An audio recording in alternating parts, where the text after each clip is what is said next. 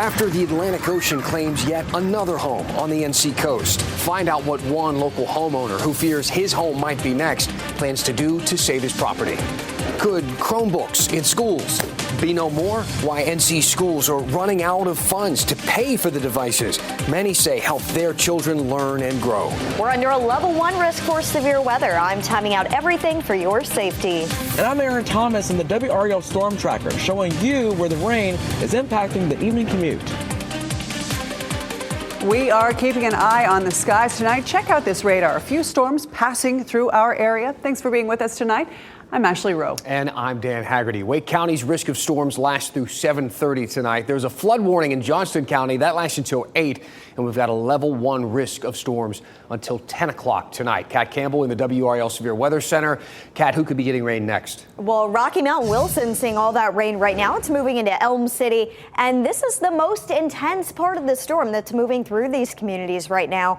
A big headline here with these storms is how much lightning there is. There have been more than 65 strikes of lightning just within the past 15 minutes as these storms push east. A lot of heavy rain and the potential for winds to gust 30 to perhaps 40 miles per hour, but under the severe threshold of 60-mile-per-hour gusts. We do have a shower left in Wake County. That's about to cross into Johnston County. It's a downpour, but there isn't any lightning left at this point in Wake County. And we continue to track some storms up in Northampton County. All of these are pushing to the south and east. And I think once we get past sunset tonight, things really quiet down for us. Just a 20% chance for rain by the time we get to about 10 o'clock tonight.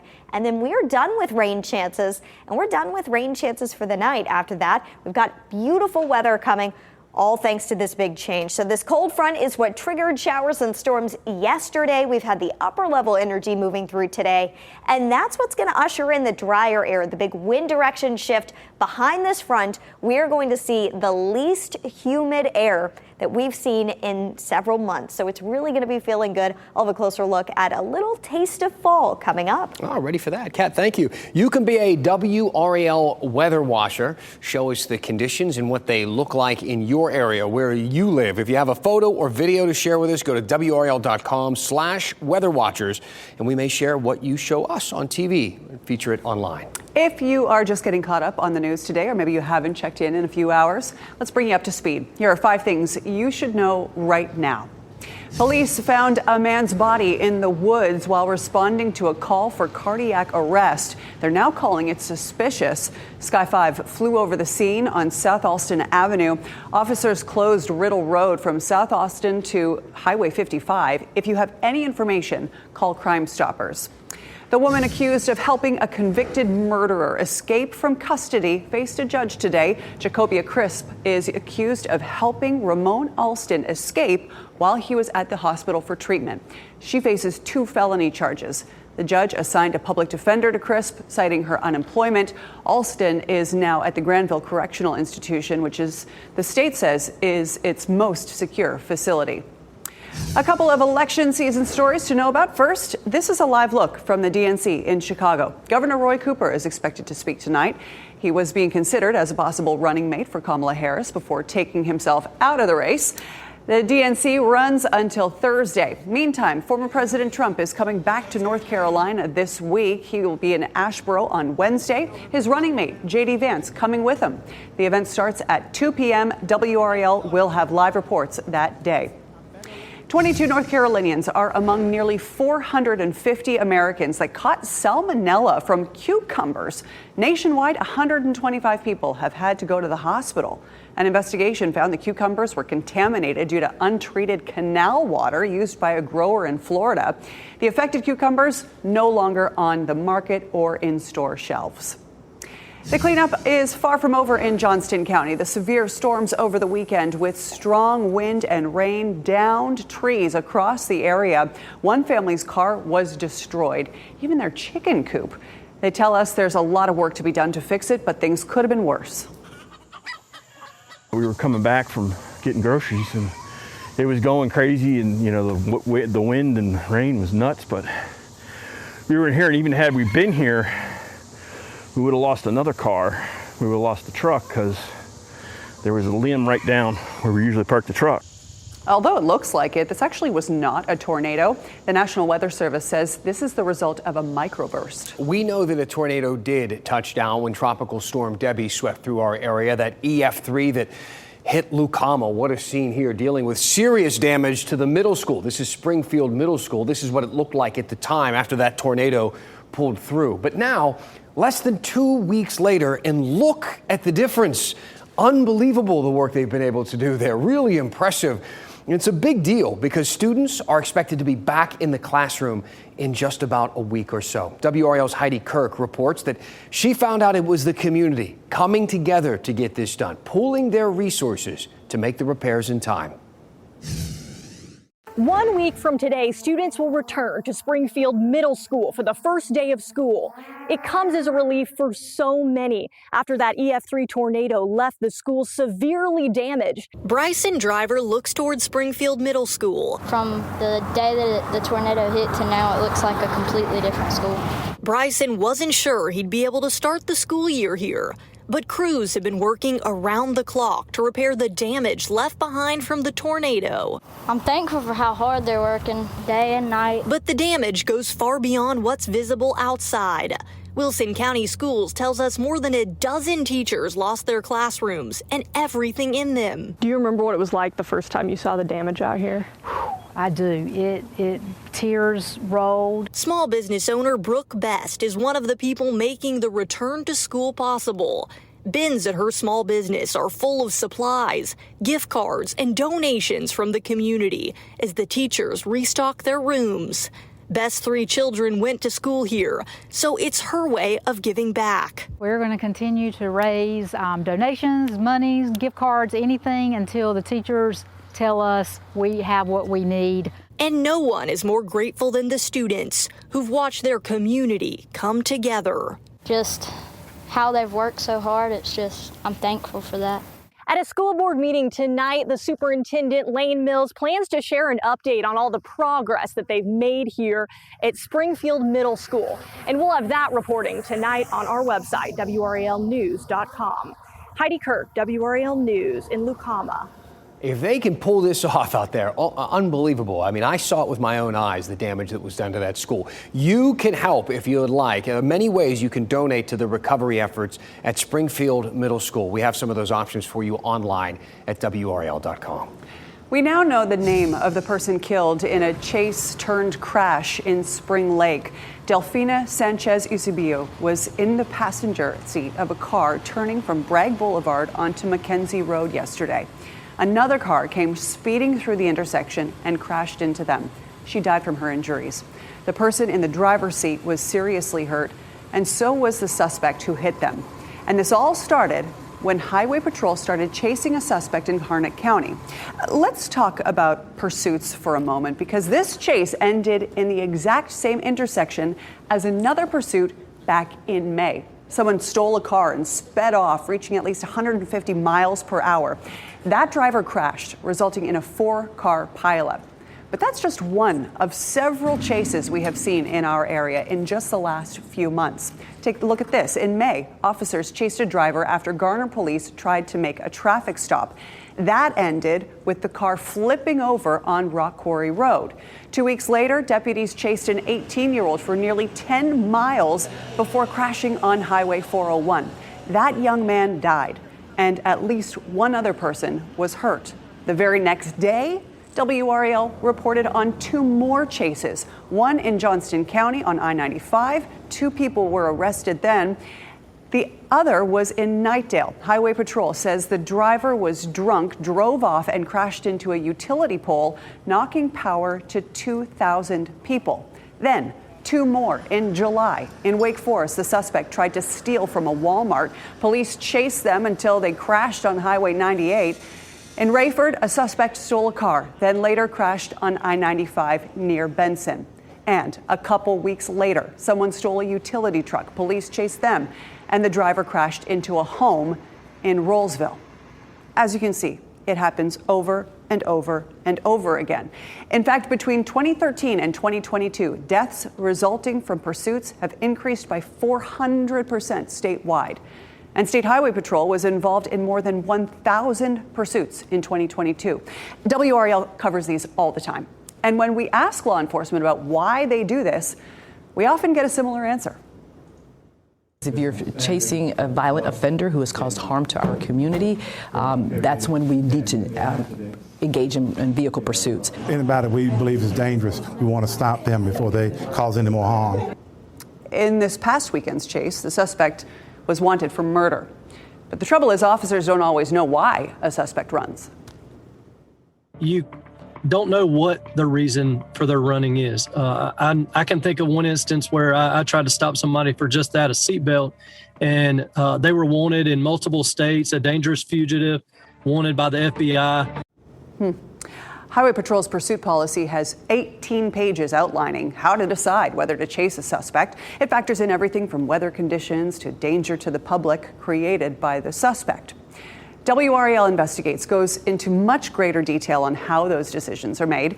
You can find that special report on WRAL.com. So by now you have probably seen the viral video, another one out of the Outer Banks, of another house collapsing into the ocean at Rodanthe. This isn't just about climate change, though. We're going to show you why money plays a big role as well.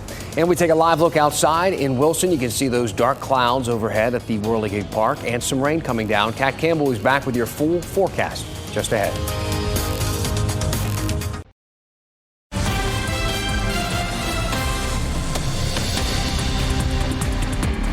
This is Brian Schrader in the WRAL Live Center, and we've just learned that a Fuquay-Varina man is facing charges after deputies say that he recorded someone in a restroom over the weekend. This is 28-year-old Colton Redmond.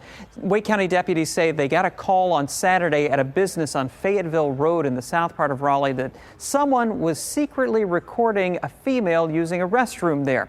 Today, they charged Redmond with 1 count of felony secret peeping, and deputies say their investigation continues. Hey, Brian, thank you.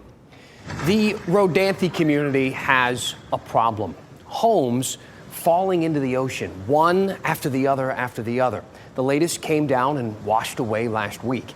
WRAL's Brett Neese met a man who lives a few doors down from this place and has a plan to save his home. It's scary and it's kind of depressing, too. That's how Gus Gussler feels when he sees yet another home fall into the ocean in the Rodanthe community. I wonder if at some point in time that whole island's going to wash away. I hope not, because the history there is just unbelievable. The Blackbeard and everything else. Gussler's beach house is just about 100 yards away from where this home fell into the water. A couple years ago, he took this picture off his back porch. In the distance is the latest home to collapse, with others behind it at the time. He says he and other homeowners are working to move their houses back from the shoreline, but that's not cheap. It's outrageously expensive, and you get no help. You're all on your own. I think the couple that have been moved recently ran about $350,000 to move them. He says his is one of about 12 homes seriously considering a retreat away from the water. He's hopeful the Dare County government can also find funding to renourish the beach. The reality is the beach is washing away, and the tides are getting higher. The biggest thing is the storms are getting more. We're having more storms than we used to have, and they're worse. Storms that can cause sand to wash away collapsing houses, or it can also cause sand to pile up. One did so earlier this year and buried Gussler's car. Despite all of this, Gussler says they will continue to do what they can to keep their barrier island oasis alive. We're very fortunate in North Carolina to have some amazing mountains and some amazing beaches, but all the beaches in North Carolina, there's nothing like Hatteras Island. Brett Neese, WRAL News, Rodanthe. Now, at this point, it makes 7 homes collapsing at Rodanthe in the last 4 years. And every time we show the viral videos and do the stories, the conversation does turn to climate change, and for good reason. But the reason why Rodanthe keeps losing homes while other communities don't has a lot less to do with a changing climate and a lot more to do with money. You see, beach erosion is inevitable. It affects the entire coast, and it's measured and studied constantly. It's the reason you see those huge pipes up and down the beach from time to time. They are renourishing the coastline. They pump sand from a sandbar back onto shore, fighting the effects of daily erosion and some of those bad storms. Wrightsville Beach, for instance, they see around 3 feet of beach erosion per year. So every couple of years, they renourish that beach. Their last project wrapped up in March, costing $14 million. Now, Rodanthe, on the other hand, they see up to 15 feet of beach erosion per year. So renourishing there would be double, if not more, of the price. I should mention, that's not a one-time fee. As long as the waves keep crashing, erosion will continue, which means you have to do it again and again and again and pay for it again and again and again. Otherwise, catastrophe is inevitable. I think it's interesting to look at what a beach nourishment project would cost in Rodanthe, which is on the order of about $30 million. If you were to take that $30 million and buy the homes out that are the most vulnerable, a beach nourishment project in Rodanthe is likely to last somewhere between 4 and 6 years for $30 million. If you take that $30 million and buy out the vulnerable houses, you would buy yourself about 20 years in space to allow for that erosion to take place. Two decent thoughts there. Unfortunately, they can't afford either of them. And every time they ask the federal government to help out, like so many other communities up and down the coast do to get this type of work done, they're told no. And so far, we haven't met any of the qualifying characteristics of the applications when applying. And homes falling into the water doesn't seem to be tipping the scales on that? The area where it's occurring, typically when you have a funding source, you've got to have a larger tax base, something that's going to keep providing funding to continue nourishment projects. And the Rodanthe area doesn't have a large enough tax base. So some people who live there, like the man you met in Brett's story tonight, will pay big money to move their homes out of harm's way. That is, until harm's way comes knocking again. Think of it this way. If you moved your home 100 feet at the current rate of erosion there, you'd have less than 7 years before the water was back outside of your front door. And on an island that's less than a quarter mile wide, you might say Rodanthe is stuck between a rock and a hard place, which sounds a lot better than what they're dealing with in reality. The ocean isn't stopping. So at this point, it might be renourishment or bust. Wow. Let's get things over to meteorologist Kat Campbell. I'm here in the WRAL Severe Weather Center with you. We are watching some storms pass through and then a great week ahead. We've just got to get through tonight's storm chances, and they have been intense. A lot of lightning moving through Wilson right now. This is all going to be headed for Edgecombe County, and pretty soon, once these storms are out of here, we're pretty much going to be done with our rain chances for tonight. Things quiet down for us as we've got the jet stream, the upper level energy, this big dip that you see here in the jet stream. That's going to swing through, push the front farther east, and we've got such nice weather coming behind the front. That's because we'll have a wind direction shift behind the front. So we're going to start to bring in all this drier air from up north, almost giving it a little bit of a fall-like feel. It may just feel like fall for an hour or two if you wake up early in the morning, though, so don't expect it to be sweater weather yet. And the humidity is really what's going to give it a more crisp feel to the air. It's been a while since we've been in the comfortable category of the Muggy Meter 3 days in a row, almost 4 days in a row. Tomorrow is a transition. The drier air begins to move in. It's with us the Wednesday all the way through Saturday. It's really going to be a gorgeous week. A lot of people I know are going to be hitting up the golf courses. Pinehurst Resort and Country Club, you can see some people out there tonight. And it's such a great week for kids before they head back to school next week. They're going to have a lot of weather where they can get outside and play before school starts. If you need to get some yard work done, a nice week for it as well. Just a 20% chance for rain tomorrow and Wednesday. After that, things look dry, and they're likely to be dry into the weekend as well. Your fresh air forecast, just get some fresh air, enjoy it while you can. It's going to feel more like mid-September than mid-August. So enjoy this. You know, it's really a treat to see this kind of weather this time of year. 66 at 7 a.m., 74 by 10 a.m. By lunchtime, if you want to eat outside, in the upper 70s, 83 is our forecast high tomorrow. And look at the skies tonight. We have some clouds out there, so I can't promise everybody's going to get to see it, but we'll have a bright supermoon. You can see this picture taken last night, already beautiful out there. Thank thank you to Shannon for sharing that with us. If you have a WRAL Weather Watcher photo, especially one of the supermoon tonight, please go to WRAL.com and search Weather Watchers to share those with us. The supermoon will be best viewed at sunset, which is just before 8 o'clock tonight. It will appear about 7% larger. Your eyes probably aren't really going to notice a difference in size, to be honest with you, but it's going to be about 30% brighter, and that's what's going to be noticeable out there. Over the next 7 days, a real treat here. Upper 80s, I should say, to near 90. Luckily, not upper 90s by the time we get to next week. In the meantime, though, we're going to be in the low 80s each afternoon, low 60s for our low temperatures, even getting down to 60 Thursday morning. That means some of us could wake up to temperatures in the 50s. So fall lovers, wake up early and make the most of your Thursday morning. That is exactly what I'm going to be doing. All right, Kat, thank you. Hey, one last thing we want to tell you about here on WRAL at 7. You got to tune into this. This is such an interesting and unique piece of North Carolina history.